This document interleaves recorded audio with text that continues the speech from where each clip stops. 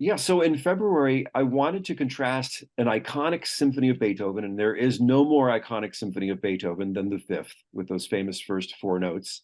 And then I wanted to contrast that actually with a contemporary of Beethoven. His name is Luigi Cherubini, an Italian composer. Now, what's interesting is Cherubini was probably just as famous, if not more so, than Beethoven in his day, and was very well known for his operatic compositions. Beethoven actually admitted that he was not only a fan, but maybe even a little bit jealous of the success that Cherubini had in his day. And Cherubini's music is well crafted, it's beautiful, and it's dramatic. And you can see the kinship between Beethoven's music and Cherubini's. So we're going to perform his Lodoiska Overture, which is an overture, it's from a rescue opera. And this rescue opera was actually the prototype that Beethoven used, or the model that Beethoven used for his own Fidelio.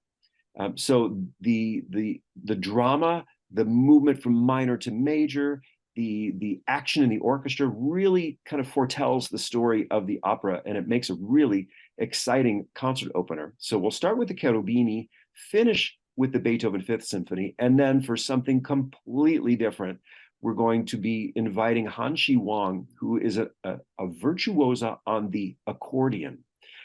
I have rarely worked with a classical accordionist, but that is precisely what she is. She was born and raised in China and got her training in China, and then, of course, studied all over Europe, and now is making her debuts with many major American orchestras, particularly with this piece that we're going to be performing. It's Piazzolla's Aconcagua Concerto. And Piazzolla, of course, is the grand master of all Nuevo Tango.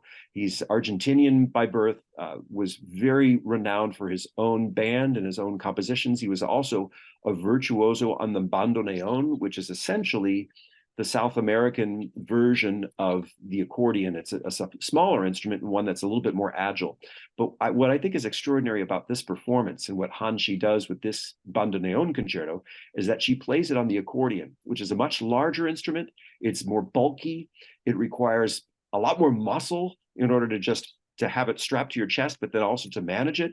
And it's extraordinary. Her instrument in particular has no keys on it. It only has buttons, so that when you see her hands going up and down the sides of both sides of the instrument in rapid succession, and to the untrained eye like mine, it just looks completely random. You wonder how she even memorizes all these patterns, because it's not your typical piano keyboard with its white and black keys, but it has an enormous amount of buttons that have to be pressed in different sequences in order to draw the music out of this instrument. But it is a stunning concerto.